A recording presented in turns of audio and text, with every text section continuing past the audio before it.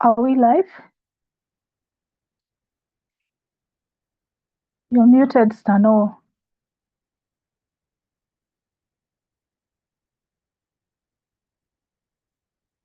We're live, eh? Yeah, we are live now. We can proceed. Great. Hello, YouTube. Welcome to our weekly discussions. Today, we are talking about the other side of faith healing. Where are my manners? My name is Dr. Soita, and I am standing in for our moderator, Ochieng, who sent his apologies. He said he will not be able to join us because of some family obligations. We were supposed to have this topic last week, but we did not have a moderator. And last Saturday, I had a debate. It was the religious debate. It was fantastic. Even though the debate formally ended at 5 p.m., I continued talking to the audience members until a few minutes to 9 p.m. So when this meeting was starting, I was still networking with people. So yeah, that explains why we did not have this topic last week. What is the background behind it? The other side of faith healing, placebo effect, mental health, and hypnotic induction. Those are the subtopics. So what informed this discussion was a vicious debate that occurred on our group, on our members group. If there's anybody who's joining us from the open group, the one that admits anyone and everyone, regardless of their religious beliefs, we have a members group only for atheists or non-believers, atheists and agnostics. So on the members group, there is a gentleman who goes by the username M, who affirmed that faith healing can occur. Yes, we have scammers. For the most part, we have scammers who script testimonials, who coach people to claim that they have been healed when that isn't the case. We have those ones. We have those ones who use tricks. Okay, they can be either physical tricks or psychological tricks or chemical tricks, like the one who was using potassium permanganate.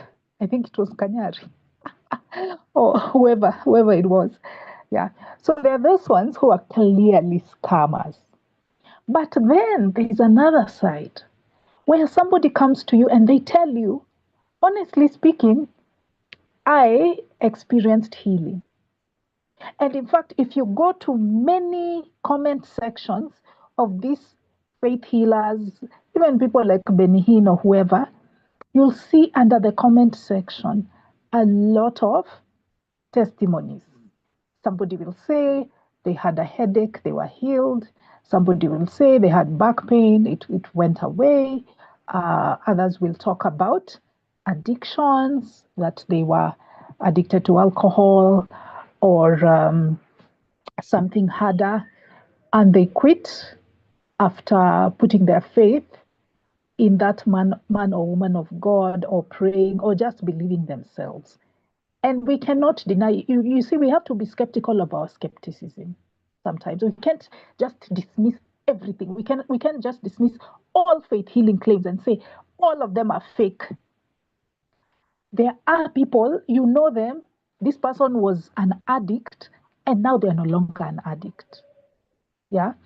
And it is courtesy of their faith, right? Or there are people who had those changes, those minor changes, and minor changes in their health, and you witnessed it yourself. So this person on the group was giving an explanation of why sometimes we can report those positive changes. And I remember other members joined in. Luchaveleli was participating, and also the pragmatist. They contributed to that discussion, and all of them had different viewpoints. So today we are looking at that side, and we will examine those three subtopics: the placebo effect, hypnotic induction, and mental health. How faith healing can sometimes lead to positive changes under those three mechanisms. But before we get into the subtopics, generally speaking, I would like to hear from you members. What do you think about faith healing? Do you think it is legitimate? And what is your view towards these reports, these positive reports we hear from people who have not been paid by those prophets or pastors? They've not been paid or anything of the sort, and they honestly experienced those changes. So generally speaking, before getting into the subtopics of placebo, hypnotic induction, or mental health improvement, what do we think about faith healing in general? Please raise your hand. It is a discussion, it isn't a monologue. Do you think it's a force for good? Generally speaking, or is it a harmful practice? Yeah, what are your views? Yes, I see Morioki's hand is up. Go ahead, Morioki. Thanks, Jokers. I think anyone who was healed, there should be a follow-up to see how long it lasted. Because they might heal for that moment, and then after a while, the sickness comes back. So we should follow up and see how long did the healing last. Yeah, thanks. Aha, Morioki is adopting a wait and see approach, a skeptical view. We need to verify that claim to ensure that it is long lasting. Was it just a temporary thing?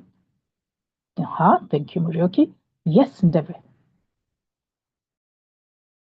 Hello, everyone, from a very frigid Ontario.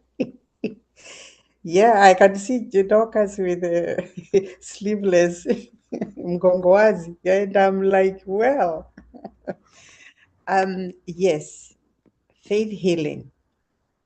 So, where faith healing is concerned, it involves, because there is this man of God, woman of God euphoria that usually accompanies healing sessions. And because usually the healer, the man of God healer, is usually preceded by a lot of fame. Therefore, the euphoria, and it's the same thing with the witch doctors and the healers, Kamba healers particularly. Because Amkamba will require a healer all the way from Tanzania because there's a lot of fame. So they go, in Ukambani, people usually go for healers from the coast or healers from Tanzania because a lot of fame precede that healer. So by the time that person hits the ground, people are already very, very hopeful, very sure that it is going to work. Whatever it is they are looking for is going to be obtained. They are going to get their healing. The same thing. I remember one time Billy Graham was in Nairobi, I think a Kamukunji grounds or something like that, and people had come to be healed and all that. There was a lot of euphoria. I'm telling you, it was palpitating. The whole place was, you could feel the euphoria. So I just imagine that faith and that belief and that feeling of euphoria probably could momentarily forget your headache, and momentarily you are healed. Or you are momentarily healed and the body continues to work on itself, because we don't know that the body has got its own mechanisms of healing us, even when we are not aware that even we were sick. So yeah, and that euphoria, the brain and all that can help heal us. Yes, so that is my opinion about connecting the two healers, the Christian, or rather the religious and the traditional healer. Thank you. Aha. I think there are a lot of parallels between the typical faith healer in conventional religion and traditional religion or traditional spirituality for that matter. Kwanza Wakamba, Ndeve has experience, anajua. She knows how they like to take that mantle. Thank you so much. Next is ex-Pastor Stano. Go ahead. Okay. I can just say out of my experience, I think it was in 2008. The year 2008, I was very sick. I prayed God, and I decided I will never go to hospital because I believe God will heal me. So I prayed to Jesus, but the disease continued for a while. But after around 3 to 4 hours, it hits. So I thought I was completely healed, and decided now to thank God because of that miracle. So, but after 3 days, it came back it became worse. So I decided to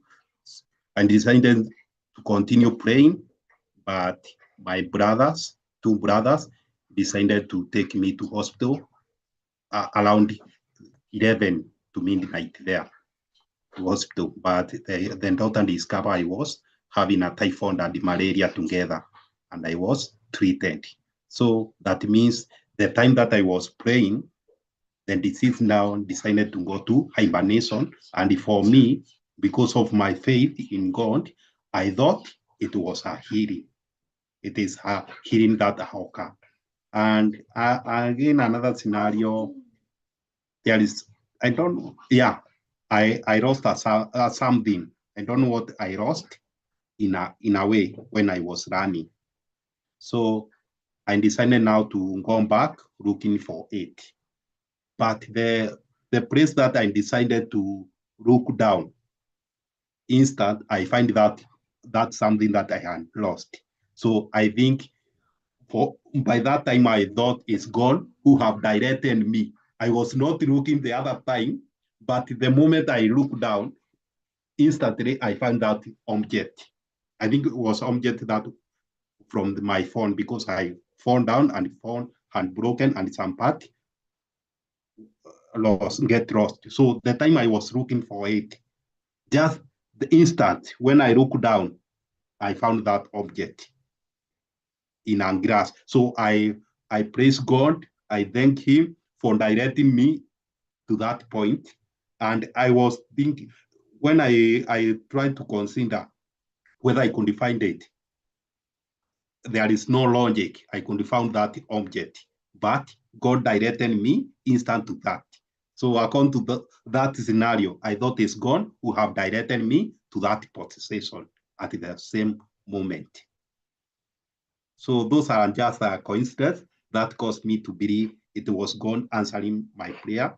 But the other one, it failed, but I never consider. I continue to trust God healing, even though those typhoid and malaria never went away until I was treated by doctor. Thank you.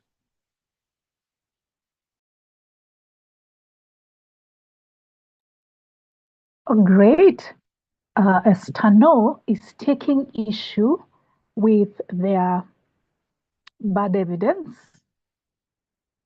because often they mistake it for a coincidence or just a temporary, let's say, withdrawal of symptoms, and somebody jumps to the conclusion that they have been healed, as his case was with the typhoid and malaria. So we are answering the question, what is our general view of faith healing? Yeah, that's the question we're answering before we get into those three subtopics or those three mechanisms. What is our general view on faith healing? Do we think it is a force for good, or it does have some negative consequences? Now, I'll also give my take as we think of the next question, which is the placebo effect. What is our understanding of the placebo effect, and how does it account for some of those faith healing claims, especially the legitimate ones, the ones where somebody actually experienced some positive reaction? So please be thinking about placebo as I give my contribution on this one. So generally speaking, I have a mixed view on faith healing, but I lean towards skepticism, or I don't think it is a force for good, generally speaking. And I'll explain that shortly. But before I do, I think when somebody has experienced a positive change, for instance, if somebody comes to me and they tell me that they were an addict and they are no longer addicted, or they had depression and now their depression has lifted, who am I to put them down or to try and gaslight them and tell them, no, your symptoms, your experience is not valid? No, I would rejoice. If somebody has found a way to solve their problem, I would rejoice. I wouldn't rain on their parade. I wouldn't put them down. Yeah, because this is something that has probably hampered their lives. And now that they've found a solution, yeah, let's take it. We take the good with the bad. On the other hand, I am also skeptical of faith healing claims because by and large, most of them are fake. Most of them are unverified claims. Most of them are based on bad evidence or testimonial evidence.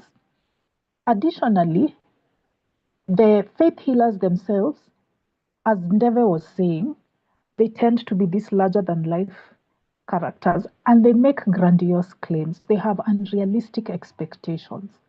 If they were realistic and said, me, I can only pray for your headache, your PMS, or any psychosomatic symptoms, the things that are within reason that might change. And that's not even a guarantee anyway. But if they were realistic like that, I would be fine with them. But most of them just go overboard. They start with that shred of truth, and then they go overboard and they tell you, I can heal your AIDS. I can make a blind man see. I can make a cripple walk again. They make these grandiose claims, and yet they're not able to heal. None of those claims have been verified. Or most of the ones that are documented on TV or whatever, they are usually doctored. They are unverified claims. So that is where I draw the line. And unfortunately, it's very hard to separate the legitimate aspect of faith healing with the illegitimate ones, because most of these authorities do it in order to gain a following. Yeah, and that even makes me ask, if they really were capable of faith healing, wouldn't they apply it to themselves, number one, or wouldn't they just go to hospitals and lay hands on people? The fact that they don't is a testament to me that it doesn't work. It's very unreliable. That's why the Prophet Wars were flying out of the country to go and get treatment. They could not faith heal themselves. So that's one issue I have with them. The other issue is also the fact that they make people pay they scam people. They make people pay for these healings by saying you need to sow a seed, you need to demonstrate your faith through planting a seed. So a good number of them are scammers, and then a good number of them also make people live legitimate, scientifically proven treatments in order to tap into their faith healing powers. So it causes harm in that respect. Some people get worse, or some people die because of believing in faith healing. So that's why I have an issue with them, generally speaking. Yeah, so that's my take. I see Luchaveleli's hand is up. Go ahead, Eugene. Yeah, thank you very much, Dorcas. And yes, faith healing is a very interesting subject or topic to be discussing. And to understand faith healing, I think it's very prudent to, to understand why it still is persistent, in as much as we have technological advancements and even medicine as we know it. I think it has been with us as long as mankind has been getting sick, and the fact that we've all had a superstitious past, not us personally. I think I'm talking about our ancestors or our origins. When we had these shamans, these people. So it's usually tied when people talk about healing or, alleviating diseases or ills, they normally attribute it to some supernatural force or some divinity or some of those, unseen forces in nature that are responsible for one's ailments. And these are the same challenges that I think physicians have been facing from time immemorial. When we look at Hippocrates, the so-called father of medicine, he was also at odds with these healers, the temple healers, because most of them thought that you get sick because you had done something wrong to a god, whether it's Zeus, whether it's Hades. So he was telling them, you guys get sick because it's your own fault, it's your own factors that contribute to illnesses. But he was almost lynched by these superstitious folk. And it's also one thing to note that when it comes to these diseases or ailments, they are usually multifactorial, and they affect multiple domains. When you look at, for instance, if it's cholera or even if it's just a small headache, in as much as it might have a physical origin, there's also a psychological aspect tied to it. Even when you talk about pain, the word pain itself, we have physical pain, we have psychological pain. And the fact that faith healing is there, it sort of exploits this psychological aspect. Because yes, in as much as there is no study that actually shows that faith healing can actually cure a certain disease, it does. Some of the time it can actually alleviate the symptoms, but alleviating the symptoms doesn't equal to a cure.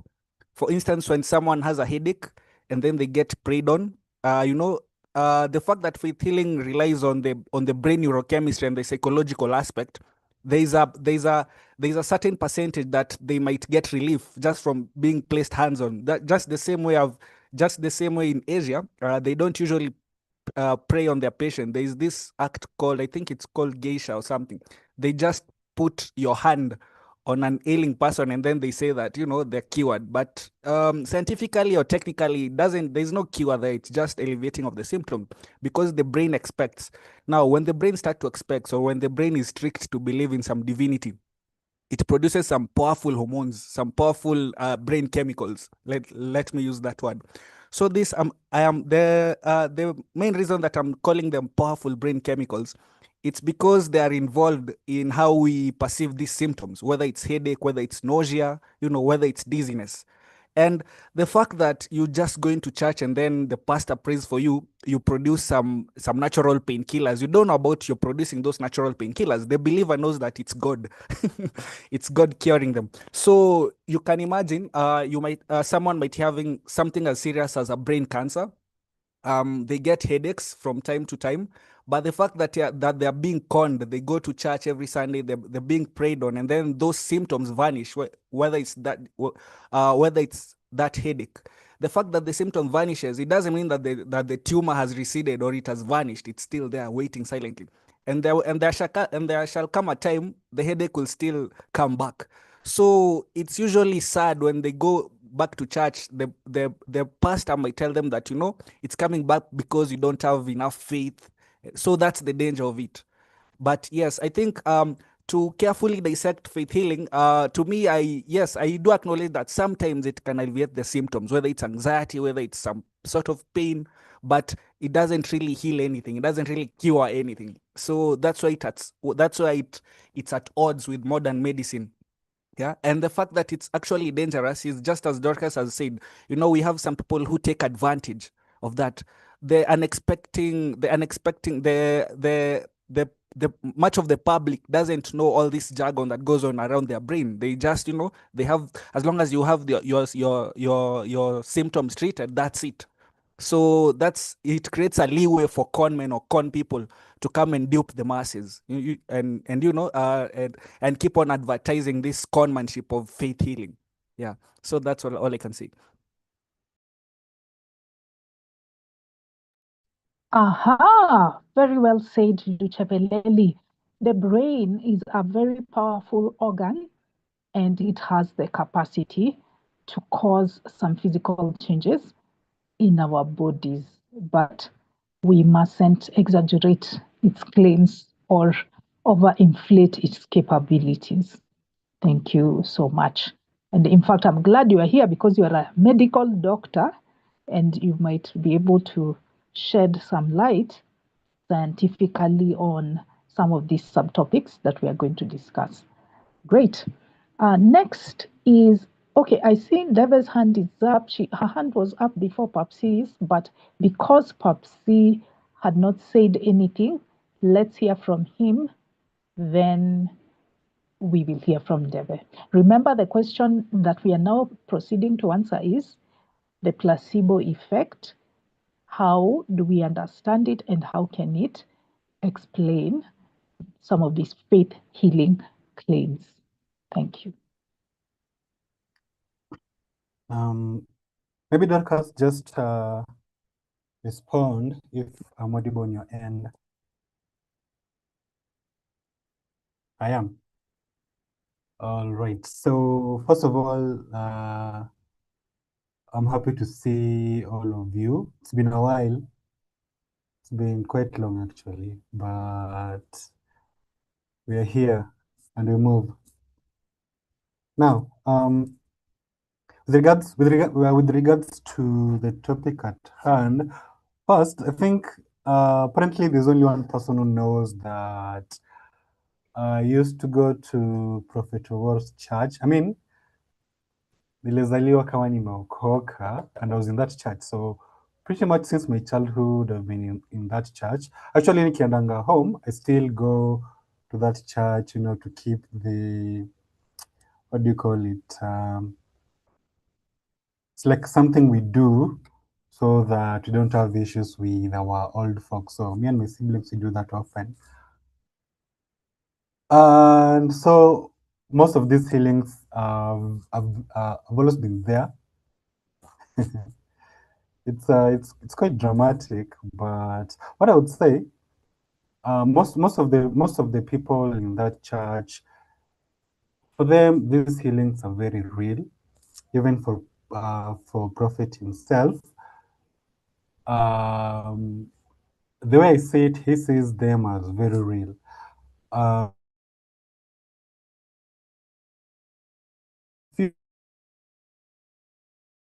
I'd say some of those seem to be legit, others seem to be forced. I mean, most seem to be forced, actually. Especially those that deal with people with certain abilities, such as they can't walk.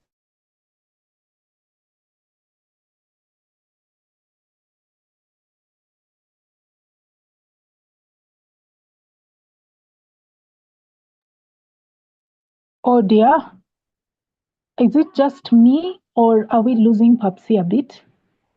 No. I had okay, nilikuwa na issue, but I've sorted it out. Oh, okay. Yeah. Nilikuwa wapi? You are saying most of them are fake? There are some Well, I wouldn't that say feel I like wouldn't it's say really real. fake per se. Okay, like from their perspective, these things are real, and from the prophet, he sees them as real as well. But there's always so much of the false things you get. Like it's like they want to believe it so much that you'd see someone who says he couldn't walk, and then now he walks, and you'd look at the person and you're like, this is not it. And then there are those that I would say they're purely placebo. And then there are those that you'd say this zinakatu cooked for whatever reason. And I mean, I have no problem with all of that. I mean, if faith is your drug, then so be it. The only problem I have is if you begin to use those faith healings, miracle, to indoctrinate people to your ideologies. And that is what made me start to question one, that church ideologies and teachings, and two, just religion in general. And so, yeah, that's it.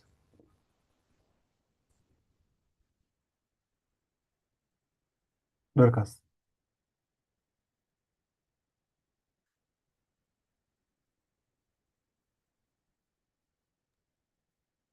Sorry, I was trying to get to my unmute button.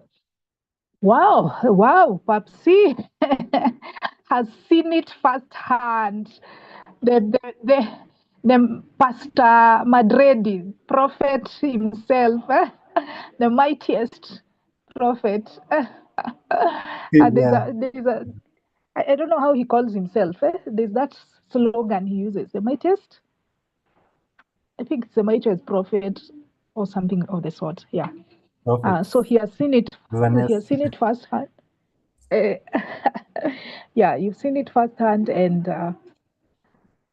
it's a pity that he uses it in order to lure people into the faith, in order to bait them into his cult, because I do believe that that church is a cult.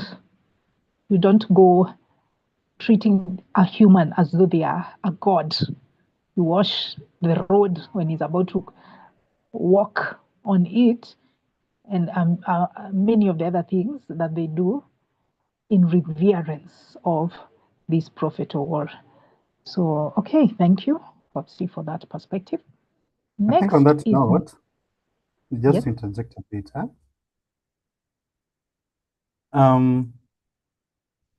one, I wouldn't say that the prophet himself thinks he's a false prophet, yeah?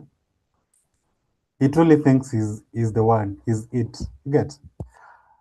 And it has always been a mystery to me. One, why someone who was so brilliant, someone who has a PhD in medicine, actually, someone who was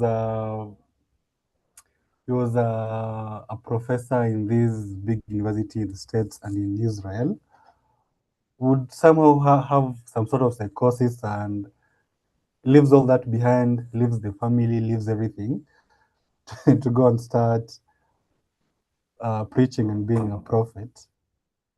And what I can say from whatever I've thought about, all the things that I've thought about it is, I think at some point in his life, he had some sort of psychosis, obviously, and given the fact that I think he's very grandiose and some narcissistic behavior that he has, and I've seen him grow from just a humble preacher, humble prophet, to this sort of a godlike man, a human being.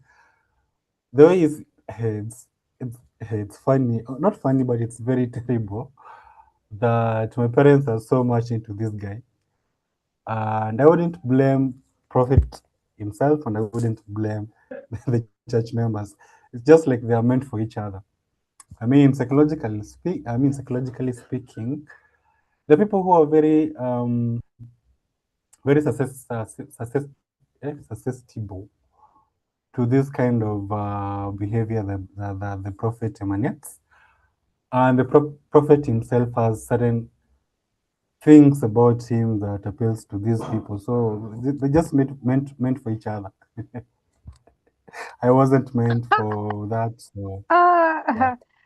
Patsy, on that one of you not blaming the prophet, I think there I just have to disagree. We'll have to agree to disagree. Mm. A scammer is a scammer. He's Well, yeah, he's yes. But then coming he's, from we are looking this from an I'm not external going to point show of view, yeah? empathy. I have zero empathy for Prophet Owor. Zero empathy for him. It's okay. Even though he believes his own hype, he believes his own hype. Sometimes, yeah, it is necessary to believe that hype in order to run such a big grift. But kusema kweli, he's a villain in my book. There's just no way around it. Yes, and I don't disagree. What I'm saying is that we are looking at it from an external point of view, yeah? It's like we are watching a movie, and then we can comment. So we are seeing the whole thing from a relatively objective point of view. But for him and the followers, they don't have that luxury. You get my point? Yeah, I get it. I get it. It's very hard to look at things objectively when you're in it, and nobody who is in a cult ever thinks they're in one. Anyway, so anyway, thank you, Babsi, for that input.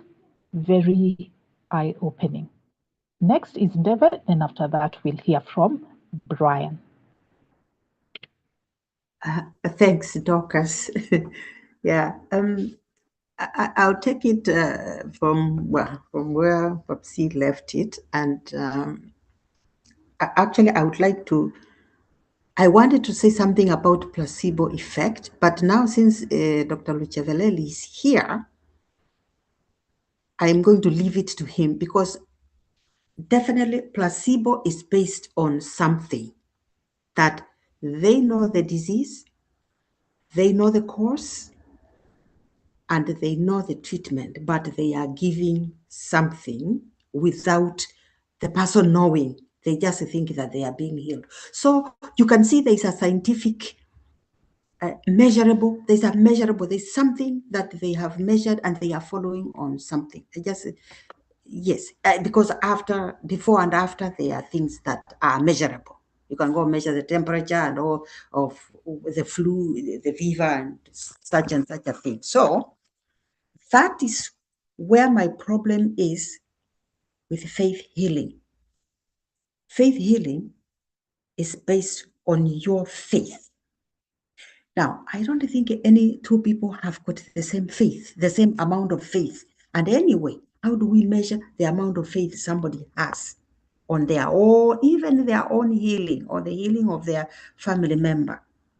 So the first problem that we have as humans who have been relying on Hippocrates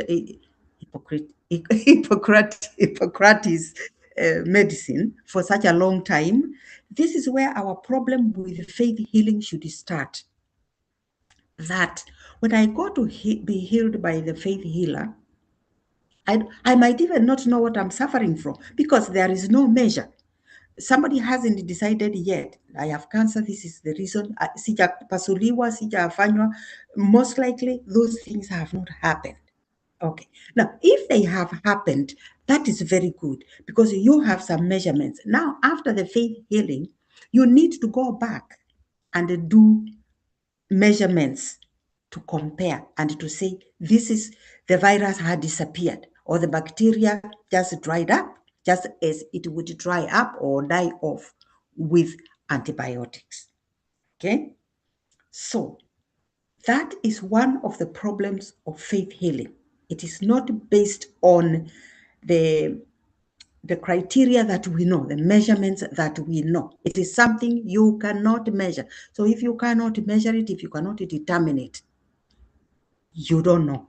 We really don't know. But yeah, so that is that. Now, the other one that I wanted to mention before I go on a faith healing thing that I saw, which really, yeah, it was faith healing. I will talk about it. The one that I was about to say is, let us say all the people in the cancer ward in Kenyatta Hospital. If faith healing works and it is okay, then we need to be able to say, hey, mumefikiwa. Here is Billy Graham, or here is a prophet. Sorry, I deliberately used the prophet or war. Here is prophet or war in the cancer ward in Kenyatta Hospital. That is their day. They are going to be cured because there is faith healing. There is cure. Just as much as we have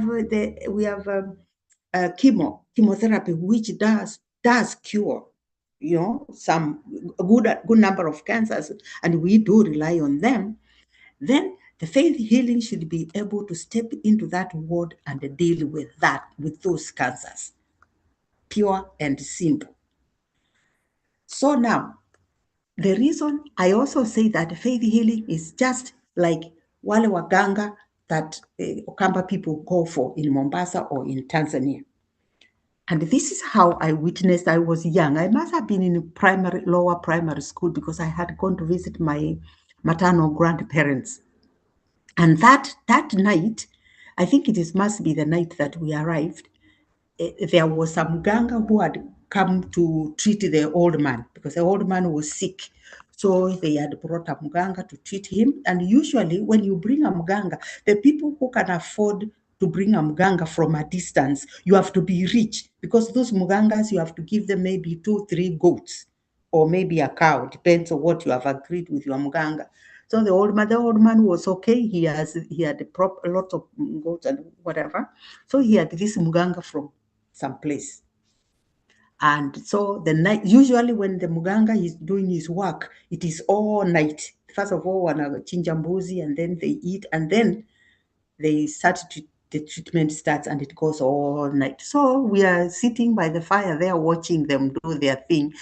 From my family, my paternal family, they were more Christian, so we didn't have those things. But my maternal grandparents had never followed that. Thank God they never followed that thing about Christianity. So I was able to learn some things from their side, just some other parts of the Kamba life from them.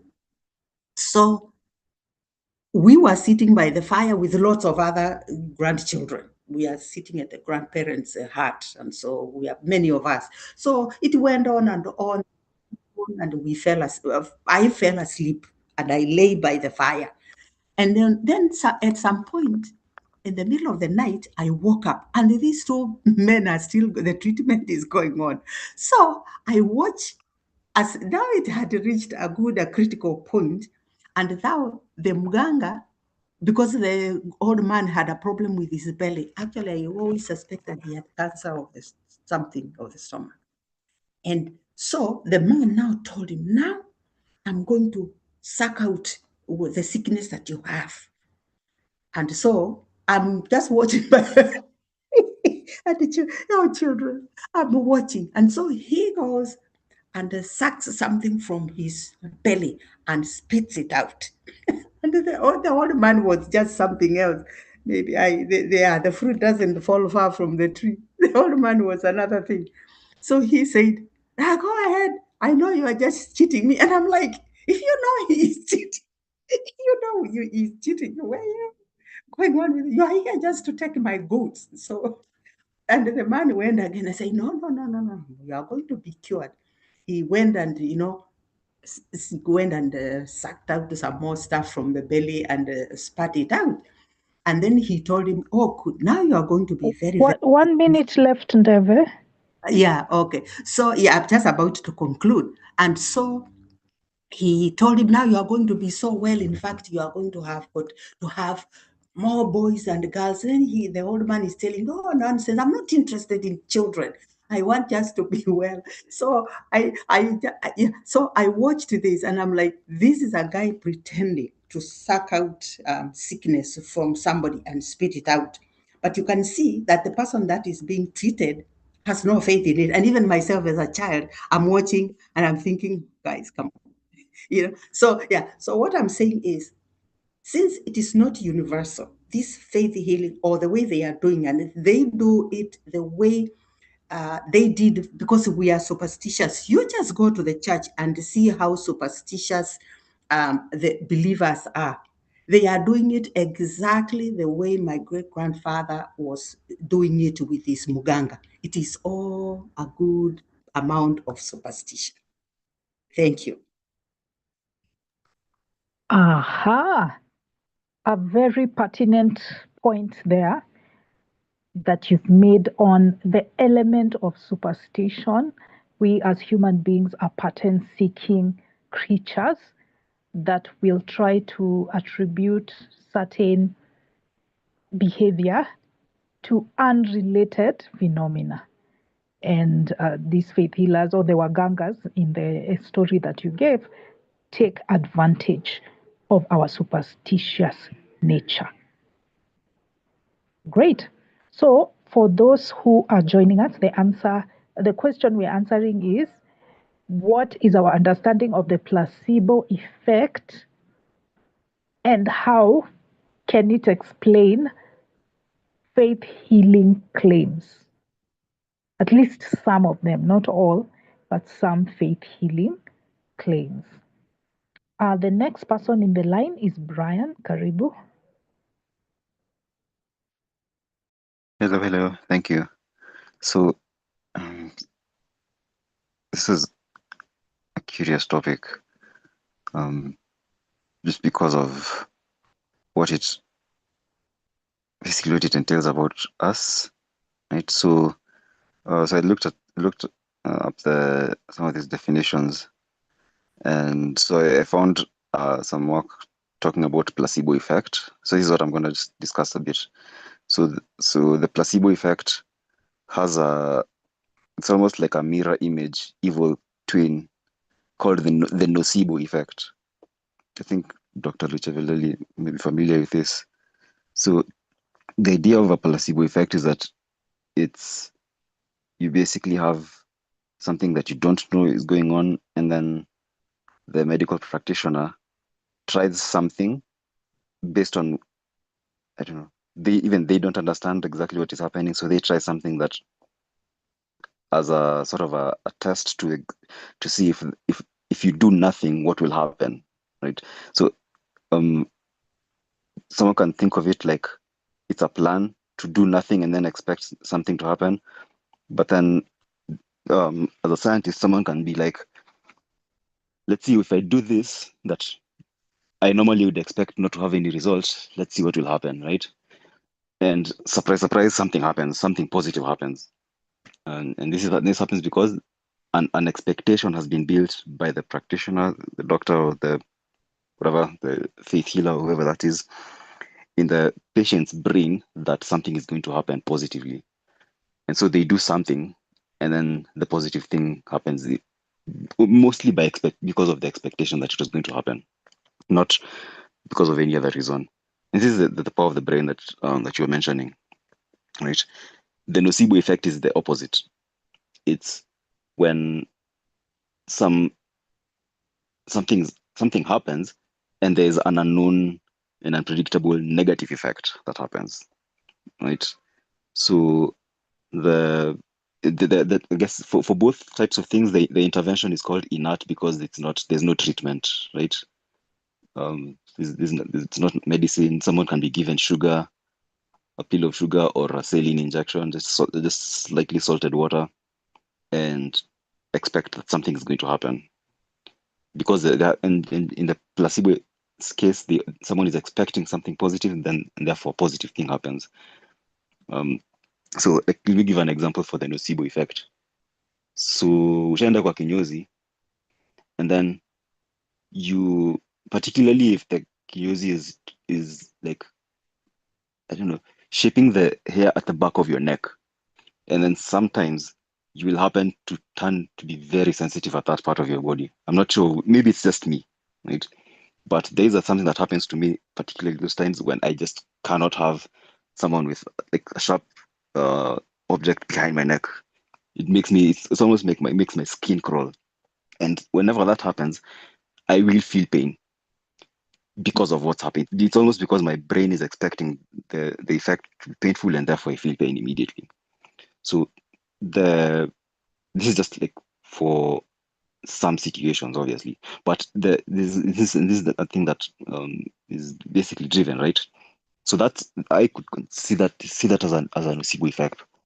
And the thing about it is the brain, right? The brain has power in the sense that brain makes predictions, and then this is, I guess I should say, like, I'm more of a computer person and math person who is very nosy and curious. So I sort of say things about other fields that I may not have any business thinking about, but I'm just curious about them. So there's a cognitive scientist who wrote this book called Surfing Uncertainty. I don't remember his name. It's called Andy something. Surfing Uncertainty. So the idea of that book is that the brain sort of predicts the future of its own experiences, and then the body sort of changes itself in order to correct for those experiences. So like when you think of, I don't know, drinking a cup of water, and you have the cup of water in front of you, and you immediately think of picking it up and putting it in your putting it next to your lips. The brain is basically correcting for the fact that it is expecting water to be on the lips, and so you lift it, and then it picks up the thing. Your hand picks up the cup, then you drink. So this is similar to what's happening in the same way. Like the brain is sort of creating and experiencing its own reality. It's powerful like that, and so even and in social situations, it becomes even more powerful because the people tend to give each other positive, negative social signals based on the moment. This is all the vibes everyone feels together in a church situation, in a religious situation. So everyone will convince each other that they are really having an experience that is not actually happening, and it will just continue amplifying itself over and over, right? So this is how it happens to become like a very powerful, almost like a drug-like experience. People just get driven into these types of things. So yeah, I think this is very controversial. Even in like I was looking at this, just trying to find some research on it, and basically every paper that it's even on the medical journals websites are, those two effects are controversial for years and years. People write about them, and there's no conclusion there after. It's more like the only thing is that it's just all about the expectations, right? Both effects, like negative expectations on one side and positive expectations on the other side. Yeah, that's all. I mean, Very, I guess people tend to use this, I think, unethically, but yeah, the placebo effect is also meant to help. So it's or rather it's also meant to help, but it sometimes helps, but it's mostly meant to be like a scientific intervention to find out whether something is wrong or what could be the problem as a first step. So yeah, this is okay. highly controversial and also very confusing, but it's interesting. We humans are very Indeed, strange.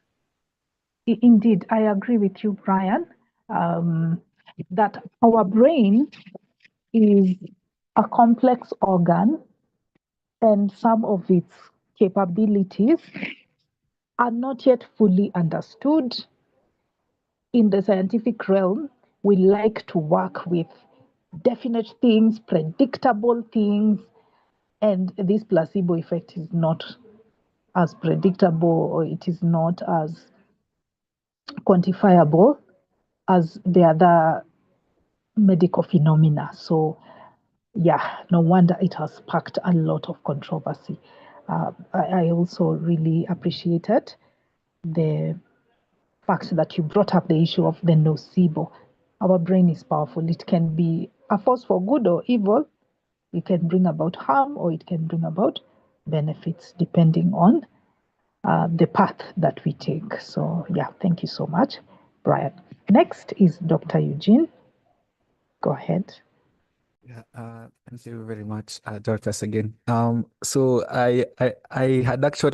actually to also dump all of this, but because of time, I had actually split my take. So now I think I can preempt it, and then maybe if time allows, I can also talk about placebo and stuff.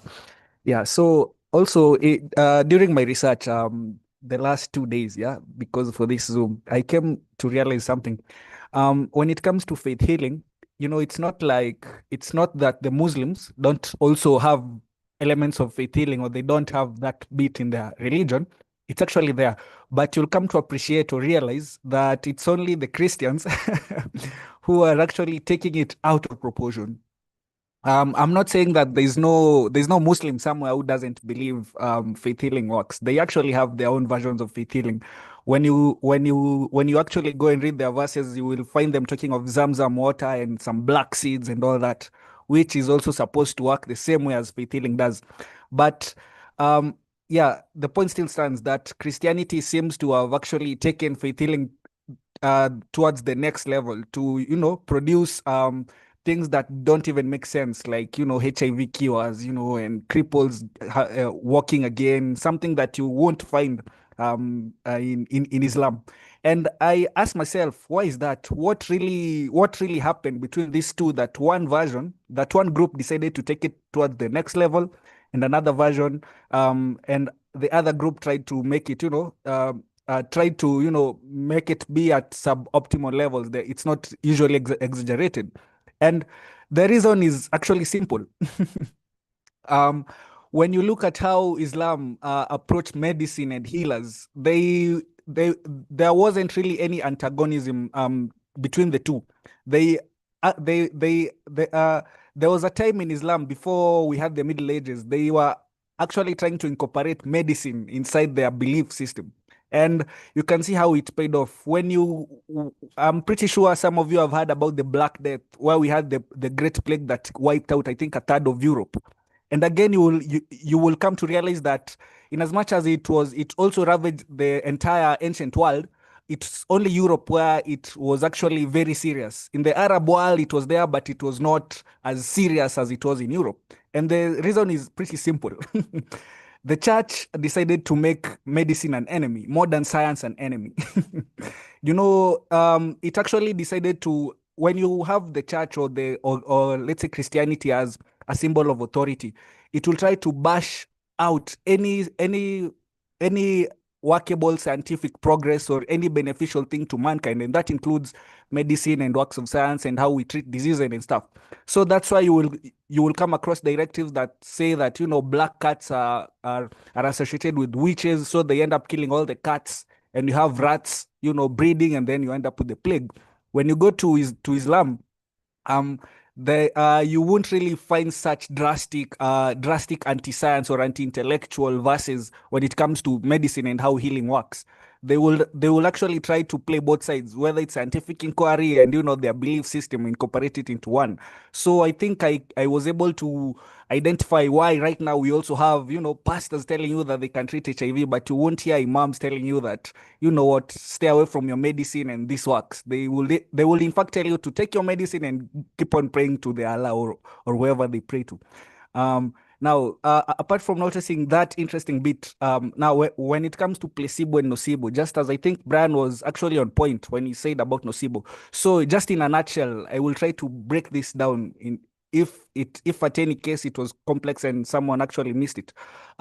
Placebo is actually like a cousin of faith healing, but now it's not an exact cousin, because placebo can actually be measured. It can actually bear results. But again, it doesn't really produce cures. It only alleviates the symptoms. All of these are just evidences that, beliefs are so powerful that they actually change how the brain works. And when you change how the brain works, you essentially change how you perceive your symptoms, whether it's pain, whether it's anxiety, whether it's all these sort of psychological underpinnings when it comes to diseases and healthcare as a whole. Now, placebo as in a simplistic sense, just as Brian has said, it's expecting something positive to work, and it actually works. but with respect to alleviation of the symptoms. For instance, I'm pretty sure some of you have actually even said this thing, that you may find someone telling you that, you know what, when they're given an injection, it actually works better than taking pills. Or whether if they're given pills, it actually works better than injections. But the truth of the matter is, the drug itself, the chemical drug, it's actually the same, whether it's the pill or whether it's the injection. For example, when it comes to paracetamol, you might find someone telling you that when they take the injection, the pain just vanishes much better. And trust me, if you give them the tablets, the fact that they've just put their mind that it won't work, it won't really work, because you haven't sorted out that psychological bit, which still contributes to their overall well-being. The psychological bit is very powerful when it comes to good health, or good overall health. Now, nocebo, just as Brian has said, is actually the exact opposite of a placebo. When in placebo, we said it's everything positive. When you expect something positive and you take something, in as much as it's not an intricate factor of that medication, but you just have positive expectations, it might work. Now, nocebo is the exact opposite. If you believe that, this medication or that action you're going to take, it won't really work. And trust you me, it will not really work. The main explanation is still the same. Just as the brain produces these good chemicals that make you feel good and make you perceive like your symptoms are going away, it also has some chemicals that actually it can produce them and make you experience bad or worse symptoms. For instance, someone can say that, you know what, someone can even before even before a healthcare workers come and then give them an injection, and then the healthcare workers starts by saying this injection is painful. The fact that the patient puts in their mind that yes, it is painful, chances are they may not have a good outcome when it comes to the alleviation of the symptoms, because the mind is very powerful. If you experience something negative, you produce some of those hormones or those neurochemicals, and then they won't really make even your drug effective. But that's why also, even us as healthcare workers, Eugene, 1 minute. Okay, yeah. That's also us, even as healthcare workers, number one, we have to be presentable, because you can imagine going to get treated by someone who has a bloody dust coat, who is not even kempt. The fact that the patient puts in their mind that I won't really get cured here, and even if it's that medication they're being given by that doctor or that healthcare worker, trust you me, they won't really feel any relief, because it's all in the mind. So that's exactly how a nocebo work. And also, it's important to note that religion can also weaponize this nocebo effect. When people start to talk about curses, for instance, I'm assuming all of us are atheists. You might find someone saying that the fact that you're sick, or the fact that you're not getting any job, it's because you're cursed by being an atheist. Now, when you buy into those threats, it does something to your mind. You won't even go to seek jobs further. You won't even eat healthy. And trust you me, your body will start to break down. And the more you believe that you're cursed, you can actually manifest those perception of being cursed or sickness. So it might even make you be superstitious. And that's how powerful these nocebos and placebos work. But all in all, they just alleviate the symptoms and perception, but not actual cures to standard diseases and how we understand diseases. Yeah, thank you. Very well said. I think there's just a lot to cover on the placebo. It is nearly impossible to summarize it all within the time frame that we have in our meeting, but I think you've done a good job of it. At least you've explained what it is, and you've also talked about the limits. I see other hands are up. Let me make my contribution also. Then the other people that have raised their hands can also talk about it. And we can start to think about the next question, which is on mental health improvement. When somebody comes to you and tells you that because of my faith, I overcame an addiction, because of my faith, I experienced improvements in my depressive symptoms, or anything that is related to the brain, to the brain, psychologically speaking, they reported positive outcomes. What would be the explanation? What would be the rational explanation behind it? Or is it supernatural? Maybe some of you believe in the supernatural. Was it supernatural, or is there a natural explanation behind that improvement? And generally speaking, what do we think about the effect of mental health faith healing? What are the pros and cons of it? What are the downsides? We also need to consider the downsides of relying on faith healing for mental health improvement. Yeah, so as we think about that next question, let me also make my contribution, and then we'll hear from Papsi. Brad's hand was up, Sasa iko chini. Okay. On that placebo effect, as Lucevelelli said, it is temporary. And it is often for psychosomatic symptoms, things like premenstrual syndrome. Some people even have gotten results from labor pain, reductions in labor pain. I remember when I was growing up as an adolescent, we used to be told by boys that if you have sex during your period, the period pain will subside. And I used to just dismiss it. I'm like, this is just a tactic to get inside my pants. But I'm seeing that, I imagine there might be something there. There might be something there, which I will get into the explanation behind the placebo effect, the neurochemical explanation behind it. I'll bring it back to that claim made by those potential boyfriends who wanted to get a quick lay during that time of the month. So people like those, people who experience pain after surgery or surgery pain, cancer patients, some of them have talked about it. We've also seen the placebo effect coming into the placebo being effective in psychological issues like anxiety or even phobias. I recall this skeptic, he's called Darren Brown. He's really, really good. You should check out his channel, Darren Brown. The double R and E's in there. So Darren Brown was demonstrating quote unquote faith healing in the secular context.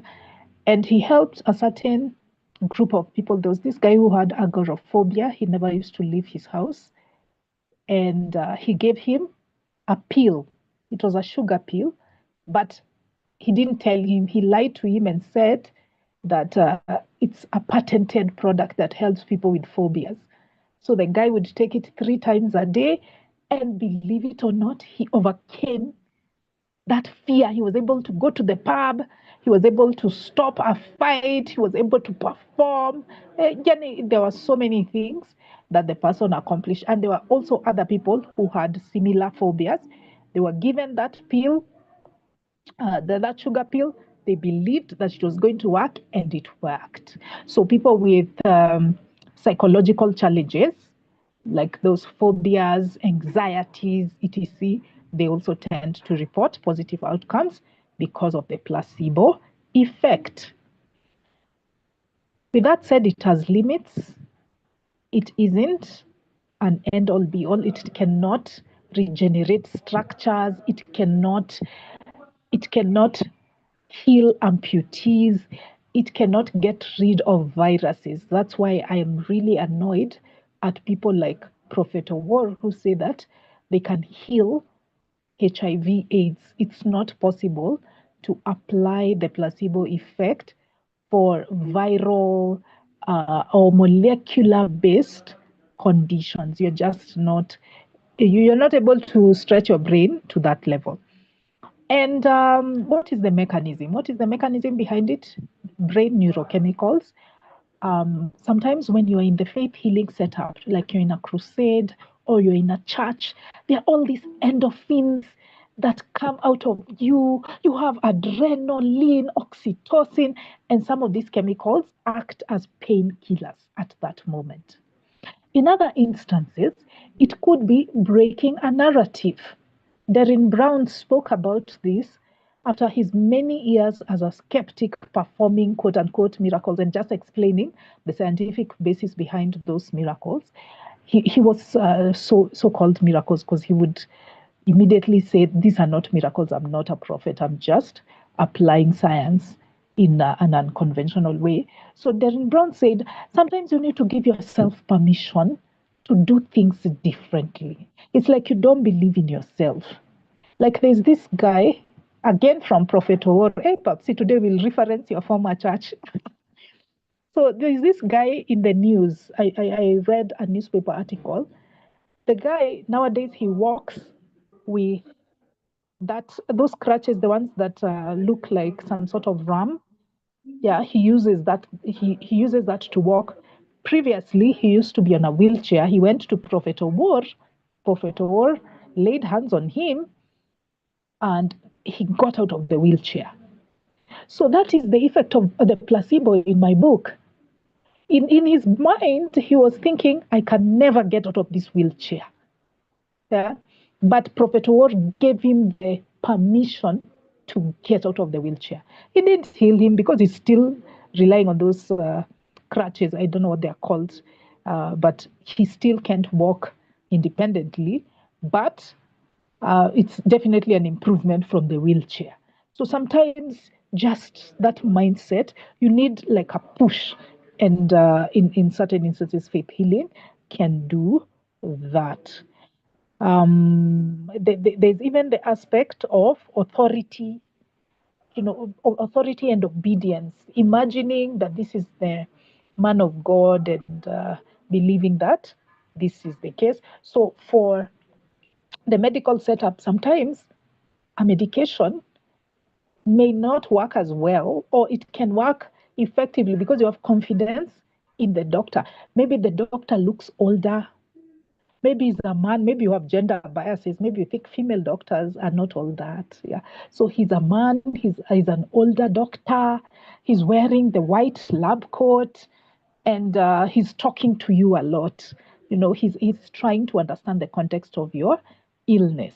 That sometimes helps. In fact, that making patients comfortable has been harnessed in Reiki and other alternative or complementary medications. They don't work, they all rely on placebo, but the difference is that the practitioner makes the patient feel special, feel listened to and heard. So, yeah, that is what I had to say on placebo. Let's hear from Papsi as we now proceed to mental health. Faith healing and its effect on mental health. What are the downsides? What are the upsides? And how can we explain some of the positive changes reported, including things like addiction or things like depression and phobias? Yes, let's hear from Babsi. Okay, thank you. I'm still audible, right? Yes. Well, now relative to mental health, I'd say it still stays, or rather it still goes back to placebo. And why I say this is because I am one person who believes in fatalism relative to the idea that we absolutely have no free will. I don't believe that we do have any ounce, any sort of anything small or any bit of free will because of how physics works. I wasn't that much of a physics person nikiwa high school, but nikiwa campus, I had some sort of interest, and instead nilianza kusoma a lot of things in physics about the laws, about all of that shebang. And one thing that caught my eye was the idea of classic physics. This is where that what it says basically is that if you are a being forged by anything past atoms, therefore if you operate in molecules, cells, etc., I mean going up, then you're bound by classical physics, which is any cause has to has an effect, and any effect has to go. I mean, I don't know how to put it, but it has to be relative to the causes. So once I knew that, once I realized that, according to me, I've never really thought that we have any sort of free will. That means anything that, let's say a decision that you made today, it could be that you chose maybe the color, maybe let's say your DP, Dorcas, sound a bit whitish, I don't know, grayish, I don't know that thing. Maybe the for you to come to a choice that you have to buy the dress you have now in your DP. Maybe you thought that you will make your decision at that particular moment. But if you are to go back to causality, your decision can be traced back to your childhood. Now,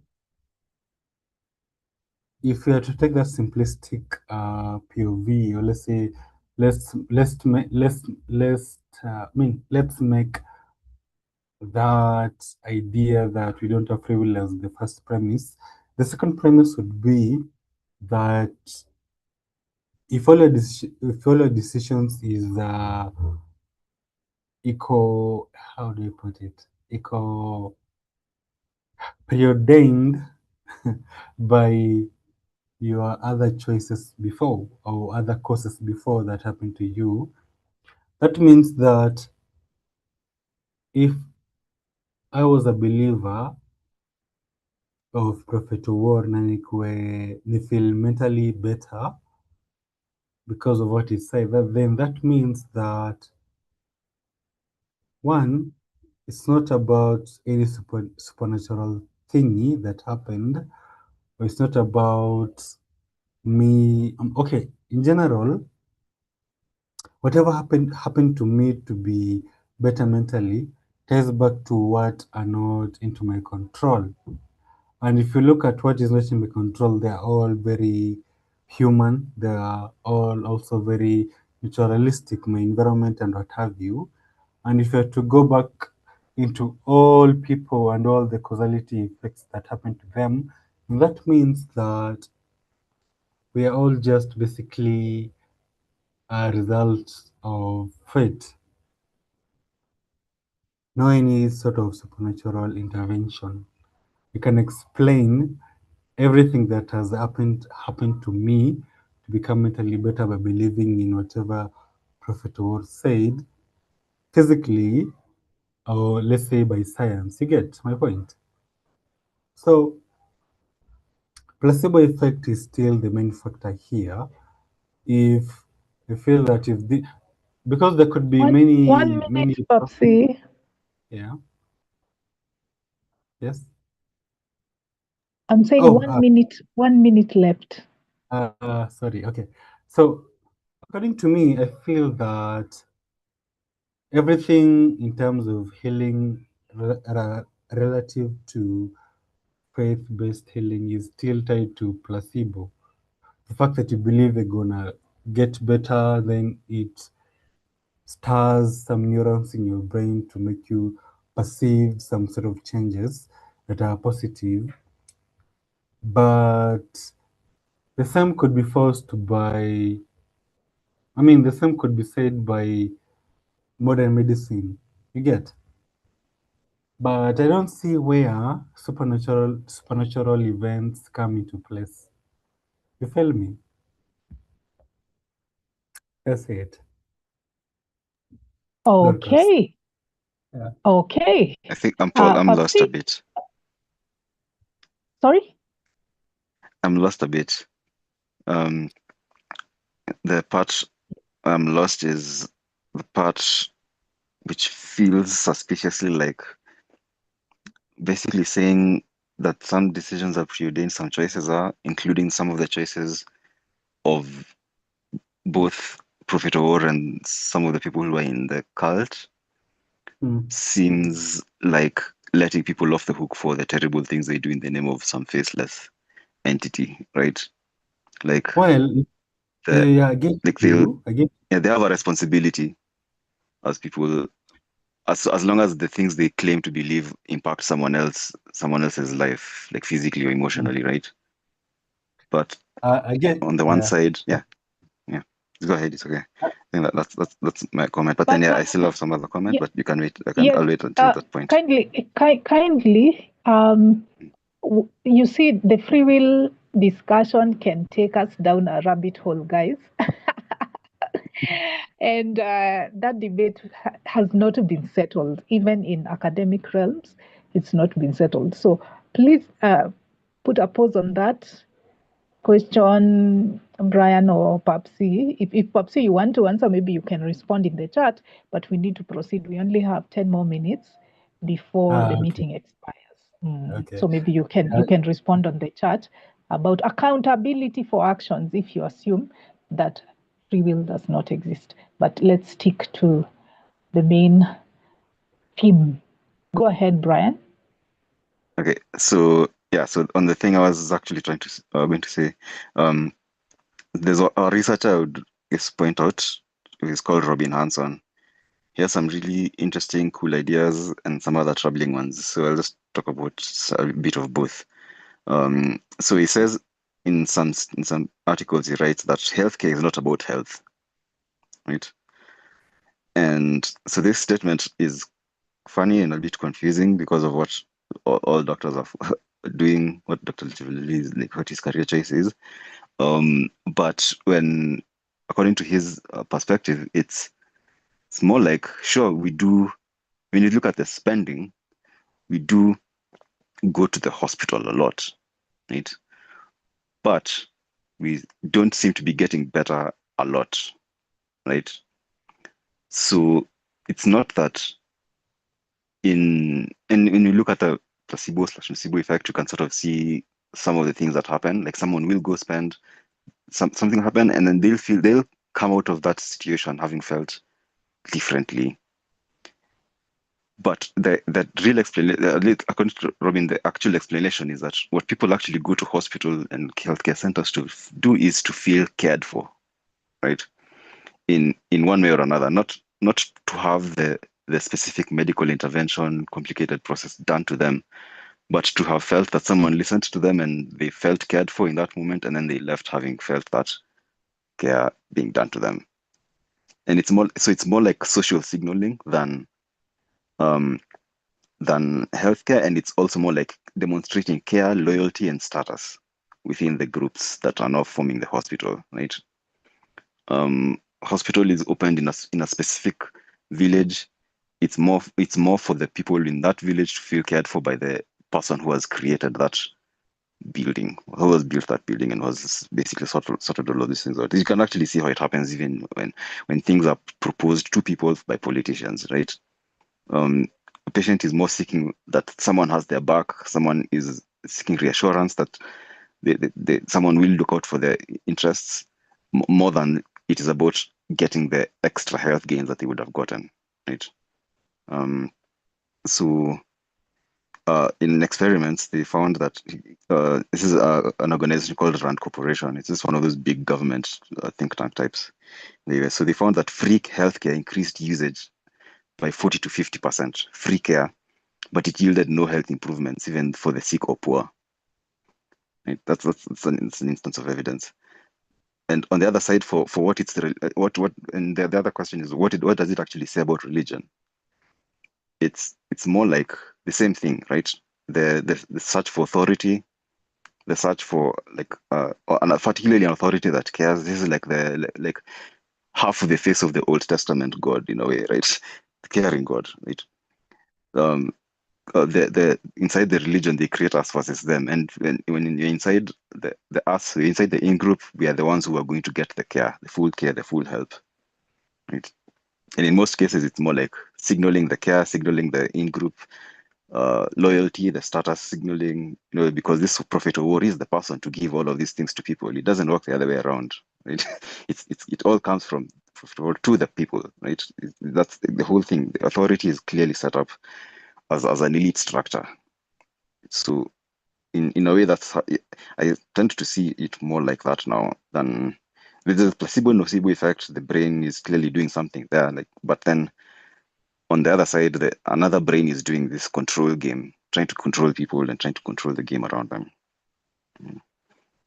Yeah, that's about it for my thoughts on this. All right, very well said, Brian, on that aspect of authority and care. We need to perceive that the person giving us treatment really cares about us. I think that is a commentary on modern medicine. Maybe they need to borrow a leaf from these faith healers if they are reducing patients to commodities and trying to limit the time they spend with patients.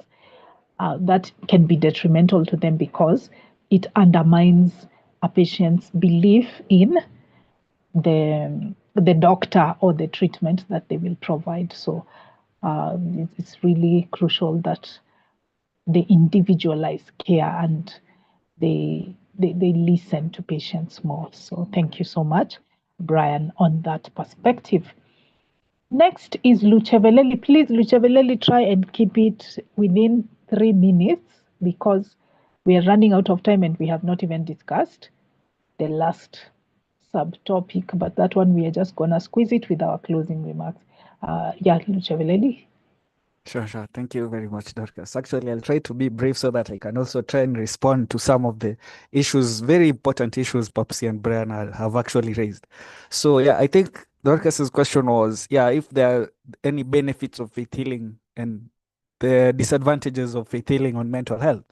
So, I will start with the positives of faith healing, in as much as we know that they don't provide actual cures, but just, the alleviation of some symptoms. So the first one is actually that one that I've said, it alleviates some of these symptoms, especially when it comes to the psychosomatic disorders, things that are not really caused by physical harm or physical biological processes going on. So like anxiety, if someone believes, if faith works for that person not to be anxious, that's well and good. If it actually helps them to not feel some sort of, psychological mental pain by the fact that they believe that Jesus Christ is touching them or hugging them, that's well and good. Yeah. So that's one of the benefits it has. Another one, it's that it provides a sense of belonging. When it comes to people who are, especially people who are, in these terminal illnesses, when it comes to their own welfare, a sense of belonging actually makes them, at least it makes their suffering, not that bad. That's why you might find even in these hospices, some of them they actually recommend that their faith people or their pastors, they can actually walk in and pray for them, and that's well and good because it's the last dignity that they will have. So as a healthcare person, I won't really say that I'm actually against it because I know how healthcare as a whole system is. It's actually multidimensional, and I'm going to talk about it right in my response to Popsy and Brian. Yeah, and so another positive aspect of it, it's that, it sort of brings people together. It's some of this, it's like, what can I say? The fact that we say that alcohol is like it brings people together. The same thing can be said about these things like, faith healing and, these churches. Yes, but not entirely, but there is that aspect that it harmonizes a community or whatever it is. Now, I think those are the only positives that I can actually think, and they're actually underwhelmed by the negative aspect that it can actually have. For instance, it can actually make someone to be skeptical. It can actually make someone to be anti-science or an anti-intellectual because they will rather believe in something that works, through the mental gymnastics or the psychological aspects, and they ignore the physical, biological processes going on that actually matters. So it actually translates into seeing people who are into faith healing dying because they don't take medication, they don't comply. And so it really creates a bigger problem to the society at large.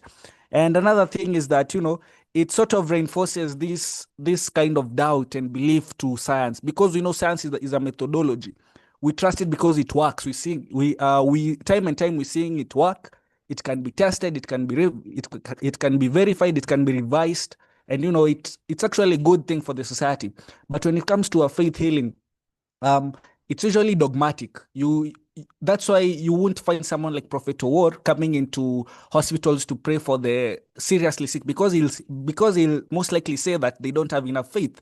Now, do we have devices to measure this person has sufficient faith to get healed, that one has less faith, they can't get? We don't have such a device. So they usually use such terms to snake their way around logic, around evidences. So that's another thing. So just to make it that short, and then I can now try and respond to Popsys and Brian. I think I will start with Popsy, who said that, yeah, in as much as in his own opinion, he saw that perhaps maybe modern healthcare and placebo, they have some commonalities. And yes, they actually do. The commonality of placebo and modern healthcare, it's the well-being. And when it comes to how we actually define health, we don't usually say that health is only taking your medication, going and get your injection, some surgeries and stuff. It's actually a holistic view. It should be mental, physical healthcare, social well-being.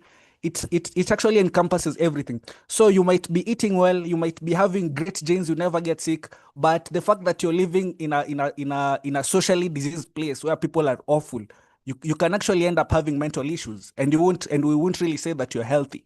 So you will come to appreciate that health is multidynamic. And that's why when you have things like placebo and placebos, we, as a healthcare person, I won't really dismiss placebo, because I understand that it actually carries the psychological bit that we want in healthcare. So in as much as I know, as I'm a person of science personally, and I can say that instead of being biased towards my science stuff, I can even have a listening ear to that placebo and see the benefits, and then take that benefit and then encompass it because at the end of the day, the modern health and that placebo, we are all for people being well, people having good health. So yes, you will find even some placebos are actually recommended by some doctors. For instance, I had talked about the chart where we have, there's this disease called Parkinsonism, where it's caused by insufficient dopamine. Now, you might, in as much as smoking is harmful, you might find someone with Parkinsonism telling you that when they smoke, they get some relief. And it actually has been shown that it works, because smoke actually makes them produce that dopamine that they need. But it's not that they're cured, it's just that they feel well. So we can't usually dismiss placebo because it just shows a little cure. In fact, we will go for that and have something that works for everyone. Now, when it comes to Brian's comment, where he say that there's this bit about a study that shows that if we have free healthcare, it actually yielded no evidence. Now, I think it will be prudent if Brian will go in the chat and then share the link, because I actually have some concerning questions, because what evidence are they looking for? And I think I can expound on that without wasting time here. I can expound on that on the chat. So I'm still of the opinion that when it comes to the mechanisms of getting better, yeah, when it comes to health, in as much as we know healthcare, it's not really entirely 100% good for everyone. We do know how it works. We have some con people in healthcare itself. But the fact that placebo works, placebo is just shows one aspect of health, the psychological bit of health. When it comes to the overall healthcare, we have physical health where where it is scientifically verified. If you want to fight viruses, you use antivirals. You don't use placebos. If you want to fight bacteria, you actually need antibiotics to kill those bacteria. Yeah, if you want to treat this, use that as they're actually been shown to cure things or to treat things. When it comes to diabetes, you'll actually need insulin. You won't need a placebo, because if you try a placebo on that, it won't really work in as much as the brain can release these wonderful neurohormones. So I think when you look at healthcare, we try to look at it holistically, because health, the definition, it's not just the physical health. It has very many aspects to it, including the psychological bit, which is normally underplayed. Now, before I finish, I think Brian had requested for me to talk about hypochondriacs. So this long term is just, people who are actually concerned about their health, that they start to feel that they are sick. And it's not exactly that they're sick. It's actually a mental condition. And the word for it, the hypochondriac, is an old term. So the actual word for it, the actual diagnostic term for it, it's illness associated disorder, where you try to think, where you force yourself too hard to believe that you're sick, and you can even manifest some of the symptoms anyway. But when you get tested, we won't really find anything going on with you. So yes, it's actually a disorder, and it can be diagnosed by any psychiatrist around you. So yeah, it's actually a condition. So that's all I can say about it. Oh, great. Oh my, you had a lot to respond to, and yet the time was limited. Thank you for clarifying some of those issues and showing us how powerful the brain is. I think, Papsi, your hand is up from the previous contribution. So let me also make my contribution on mental health as we proceed to the final subtopic and closing remarks. We are going to combine those two because we are out of time. Hypnotic induction. What have you heard about the power of suggestion in causing some positive health changes? What do you know about hypnotic inductions? And then your general closing remarks on this whole aspect of the other side of faith healing. People who report genuine cases of improvements in health from faith healing. So yeah, we'll try and finish by 1/4 past the hour. It is now 7 minutes. Let me just make my contribution in 2 minutes on mental health. I echo everybody's sentiments on this aspect of, on the positive side of faith healing and mental health. At the bottom of many mood disorders like depression and anxiety is the lack of community. And church really does well when it comes to providing community or friendships and a sense of togetherness. Then there's also the aspect of hope and optimism. Sometimes when you are really in the thick of things, you feel like you've lost all hope, and that is detrimental to a mental health condition. So in that respect, it is a positive. Now, if it only ended there, if all that the church did was positive and it just gave you hope, optimism, and a community, and it ended there, I would not have any issues. But unfortunately, there are so many other downsides to the church, not just church, religion in general, and its claim to faith healing in mental health. The most pertinent and potent one is the belief in the supernatural. It's superstitious explanations for mental health problems. And this has been our great Achilles heel in African countries. We don't take mental health seriously. There was a study that was done in the African Journal of Mental Health that that questioned faith healers. I can't quite remember their number, but there were close to 100 of them. It asked them, how do they explain mental health problems? And close to 80 or 90% of them gave superstitious answers. They said it was a curse. that if somebody was living a sinful life, that they were possessed by demons. Yeah, they were possessed by demons, or this was just God's will. My light is out. Okay, so this was just God's will, and it's their fault. They would blame the victim, the patient, for a mental health condition, which to me is so problematic. In fact, we have several churches where exorcisms occur. Even my relatives, I remember my uncle used to pray for my auntie when she had cerebral malaria. Instead of going to seek treatment, we waste time on these so-called exorcisms. We attribute it to demons when it's not demons, it's just a brain malfunction. Yeah, that is my main issue with faith healing and the church or religion in general. They keep people from addressing the root cause of the problem. If you have diabetes, you go and see a doctor. If you have a mental health problem, you also go and see a mental health practitioner. But somehow they try to blur the lines. So that is a problem. Sometimes they also dismiss depression. They tell you God can never give you more than you can handle. They are anti-suicide. They blame you for having suicidal ideation.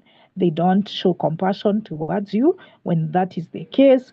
That you should be anxious for nothing. They quote that scripture. So if you're anxious, if you have anxiety and similar mental health problems, they blame you. Then we also have the church or religions that exclude you for your identity. If you are a member of the LGBTQ plus community, chances are that they will traumatize you by excluding you from it. Then we also have instances of people who face abuse in the church or in religious setups, but they are gaslit and they're not given support. They are compelled to forgive their abusers. That cannot be good for your mental health at all. And finally, is this aspect um, of being judgmental. We are saying that religion can give you a sense of community and comfort, but it can also make you feel less than, especially Christianity. It tends to tell you that you are a sinner, you're undeserving of God's grace, but He gives it to you anyway. There's a lot of guilt, there's a lot of judgmentalism. If when people come to your house, they're like, oh my gosh, she lives with her boyfriend and she's not married to him. They just make you feel so guilty. You have a child out of wedlock. That is not a conducive environment. So this community that they claim to give you, it comes with many conditions which can exacerbate your mental health problems. So because of that fact, I would not advocate for faith healing as a method of treating mental health. Let's go to the experts. Let's also try lifestyle changes. If you want community, let's look for community in secular setups. You can join a hobby group or anything that will give you that sense of togetherness or friendship without the baggage of superstitious beliefs. Great. So let's go to the final aspect. Please don't follow my example and talk too much like me. Let's give our final remarks and let's talk about hypnotic induction. Start with hypnotic induction and then give your closing remarks on this entire topic of the other side of faith healing. Thank you.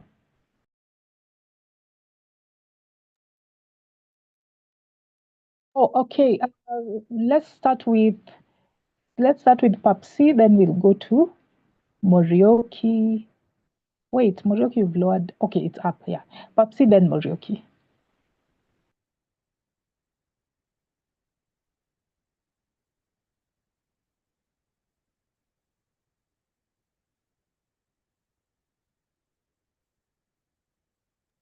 Can you guys hear Papsi, or is it just me?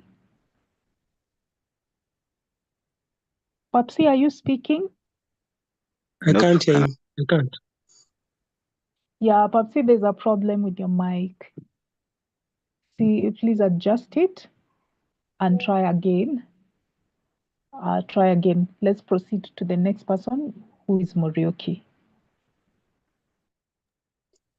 Thanks, Doctor. Sorry, power went off. That's why it disappeared. We lost power. Yeah.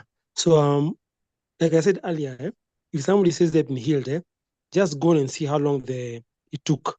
If it lasts for a long time, it works. If it came back, it means it doesn't work. Then all this relates to cults. There's a risk of cults. All this healing can lead to a cult. So for me, as long as there's a cult risk from all this, it's always risky for me.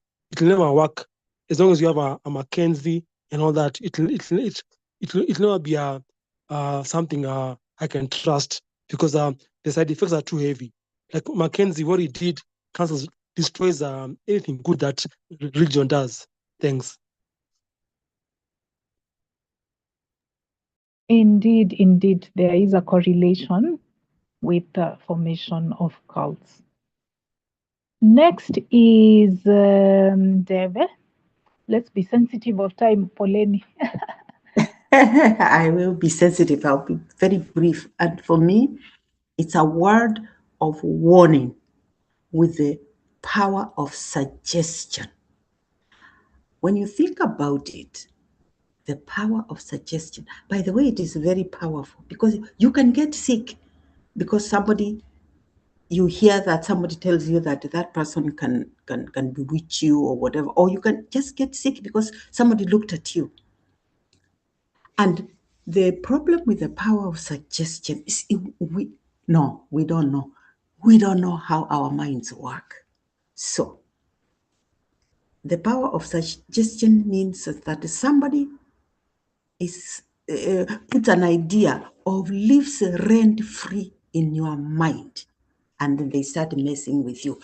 And because we don't quite understand how our mind, we know, my mind, the way now that I'm talking, the words came out even before I was aware that the words were coming out. So that is why I'm saying that anything that goes with somebody getting a free space in your mind, and they start doing things that you didn't invite, or you're not quite in control, that is where I draw the line.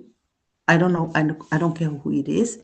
If that's how they are curing me, then I have to be very, very aware about it. Placebo, I don't know what Dr. Rucheveleli and Brian are doing to me exactly. I'm thinking that they took my temperature and they'll take my temperature again, and the temperature will have got, the flu will have gone down.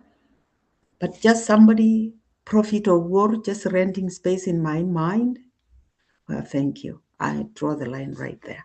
Thank you. Aha.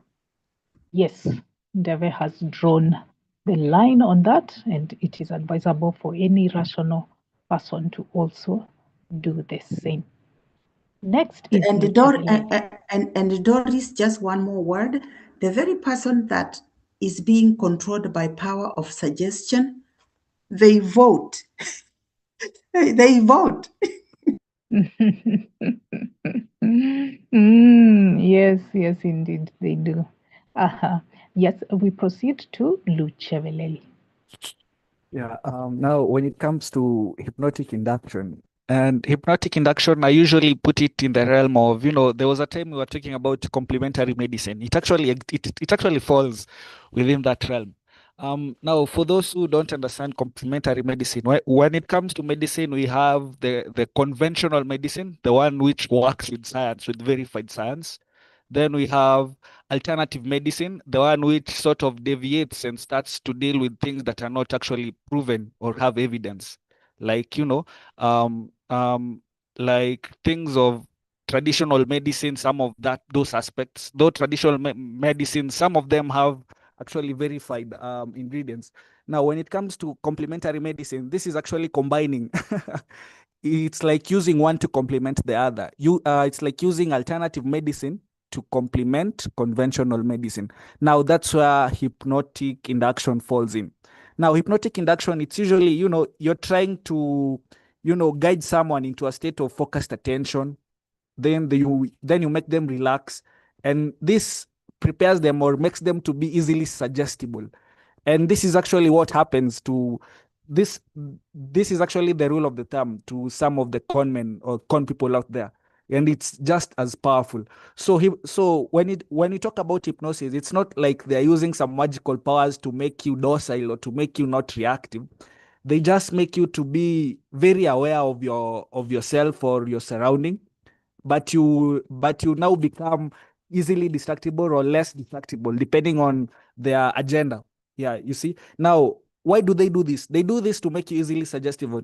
And also, we have talked about things like placebo and nocebo. When you look at them from a grand perspective, placebo and nocebo are also forms of suggestions. These also fall in the power of suggestion, just to tell you how powerful power of suggestion is, just as Neve has said. Now, when we think about power of suggestion, most of us think that it's only the pastors who do that, or or people in cult do that. Even doctors do that. Even your parents can do that. That's how powerful it is and how innocent it might look like. You see, that's also anytime when you look at the TV and you see a toothpaste getting advertised, and then they tell you that 9 out of 10 dentists recommend. So you go and buy your Colgate because 9 out of 10 dentists recommend, but you never ask why that one dentist doesn't recommend anyway. But that's not that doesn't matter. But you go and buy your Colgate because 9 out of 10 doctors recommended. So that's how powerful the power of suggestion is, and it can be used for good and bad. For instance, if it can be used for good, if it's a very responsible authority figure or a healthcare worker or a teacher or a very responsible parent, they can actually use the power of suggestion to make your life better. And it can also be used to push some other nefarious agenda as well, either to dupe you into faith healing, either to con you, either to make you to do all sorts of evil out there. So that's all I can say. Now, the issue is not to be let's say to be what's the word, to have a negative perception of it, but to know how it's actually used. And if it's used for the good of the society, that's well and good. And if it's used for the bad, there is no really point of even bothering about it. So that's all I can say about it. Yeah, thank you. Very well said on hypnotic induction, that it is a form of complementary medicine in the medical context. But in the faith healing context, they never tell them. They use it subtly, and then they attribute it to their own supernatural capabilities. Exactly. And also I think I had actually forgotten this point. And that's actually the issue with faith healers out there. And I think I think I don't have to apologize because I don't think Popsy is still in that in that cohort. But yeah, it's well and good that he's one of us. But I think there was a debate some weeks ago in the group where we had someone posting these forgeries, these forged results about HIV and whatnot. And you can see how that church actually relies on the power of suggestion, because what they were saying is like, if the labs out there can tell you that they went to test the virus and it's turned out negative, and our own prophet is a doctor, so he knows your medicine, so who are you to tell us otherwise? So it tells you something. It tells you that there's a lot going on than just conmanship out there. People who are even professionals, we've seen actually even actual doctors are actually inside the cult. So, and it's actually unethical that they try to project this out there to feed this power of suggestion and to get more followers. So it's actually powerful if you actually look at it that way. So, and that's the problem, because you can't convince someone who has been a subject of power of suggestion, because if their prophet who has a PhD tells them that HIV can be cured, who are you to tell them otherwise? And you can see them going to drastic measures, using forgeries from labs and misinterpretation of the same. So it's actually a sad state, and it's actually well and good for investigations being done. But I know it's just, it's just for the show. They'll just go on doing what they do. So it's up to us to tell our loved ones to be careful, not to get sucked into such ridiculous cults out there. Absolutely, yes. In fact, to me, that aspect is one of the most insidious components of faith healing. It is so detrimental to people's health because it convinces them that indeed this thing is legitimate when it is not. The next person is Morioki and then Brian. I don't know if Deva, your hand is up from the previous time or whether you have something new. But Morioki, let's hear from you. Just one point. There should be a license then for these faith healers. They should get a license from the government if it's to prove that it works. Give them a license. Thanks.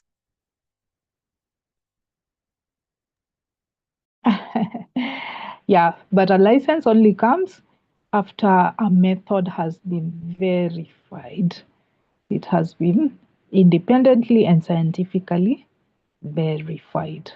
Unfortunately, most of them never pass. Right now, Prophet Owor's medics are under investigation.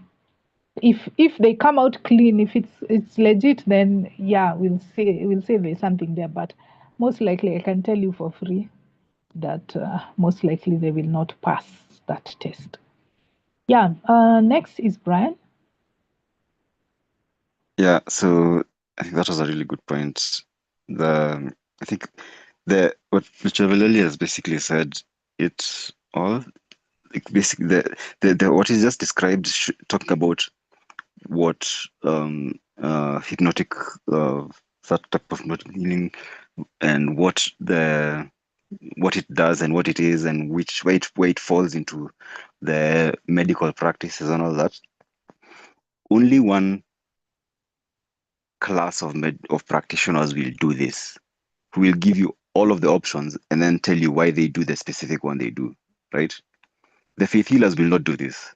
The faith healers will not tell you that there's a type of surgeon who does this specific thing, and then they won't say that what they're doing is different. They're doing this and this is different, and they won't tell you why what they're doing is better, and basically give you the whole story from start to finish, right? So on one side you're getting the full story, on the other side you're getting the impression that only one thing works, right? There's only one solution. You have to give up your life to this faceless entity or something in order to get your healthcare needs sorted, right? So I think just think about systems that are trustworthy. It's which system will expose the whole world for you and then give you a choice, and which system will present itself as the only option. I think that's all. All right. Yes, it is often used. Faith healing is often used as a carrot to admit people into those faiths. Okay, let me say something small about hypnotic induction, and then I summarize and we call it a night. What Luchavelli said, I'm in agreement. Hypnotic induction is a form of complementary medicine, and I remember sharing some peer-reviewed articles on the groups that were examining the effectiveness of hypnotic induction. What I established is that the studies demonstrate that it is complementary. It does not work on its own.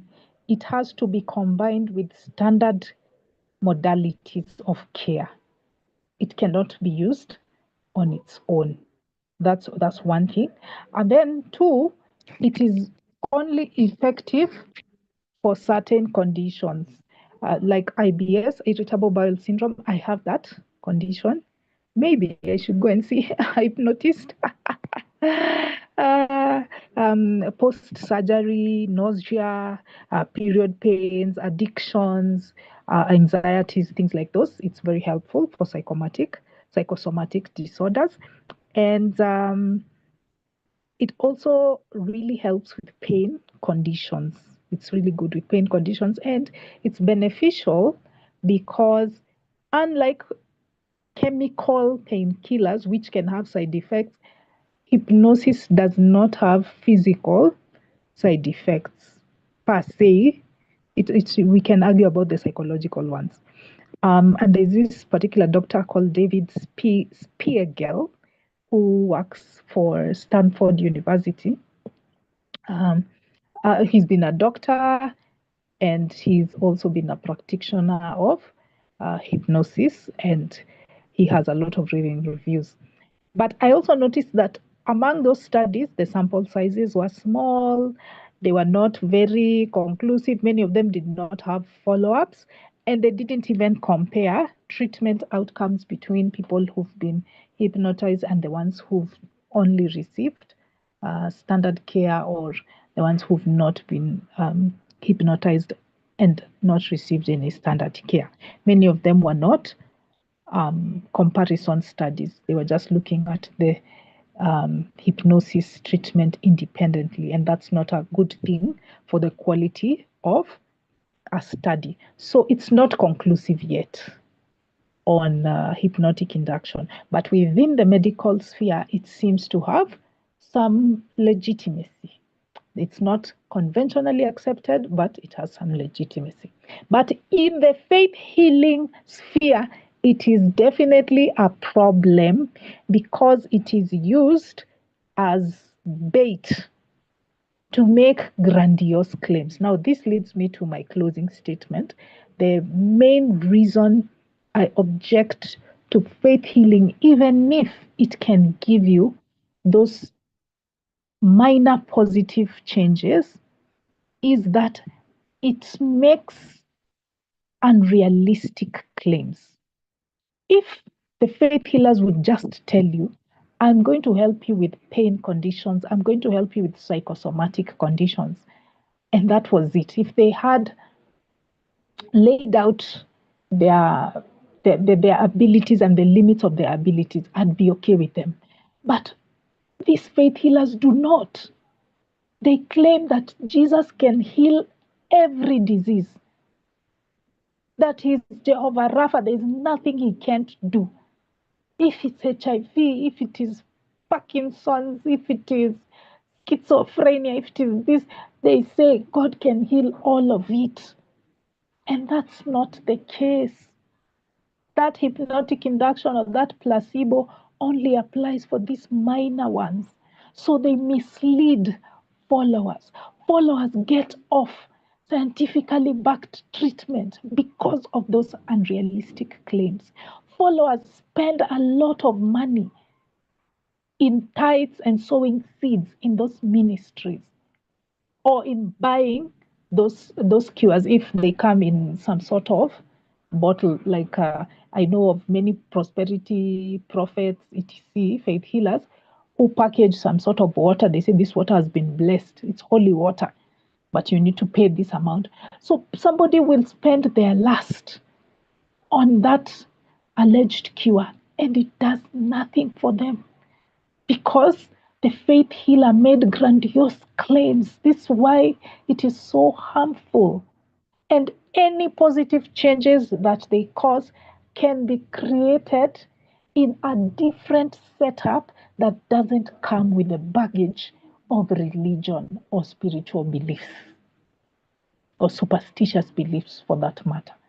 Yeah. If it is community, we can get community outside. Yeah. If it is those psychosomatic conditions, the placebo effect is observed in medical setups. We can recreate that. So why should we go for this remedy, which has all of these downsides and these harms, when we can get those same benefits in a secular medical setup that is free of those superstitious ideas? So no, I am not behind faith healing. That person on the group was suggesting that there's a place for it. I'm sorry, I'm not boarding. Yeah. So that is my closing remark. I want to remind you guys tomorrow, if you have time, go to USIU to support our very own Nikki. Chef Nikki is going to be playing American football. I've already received confirmations from a number of you that you will be attending the match. Unfortunately, I have a meeting at 3. I will see if I can show up for 30 minutes only. I'll try and see, but I can't promise. Yeah, but let's support him when we can. As we said, we are offering alternatives to religion, that community thing that helps in boosting mental health. Let's provide it. Let's provide it as a society.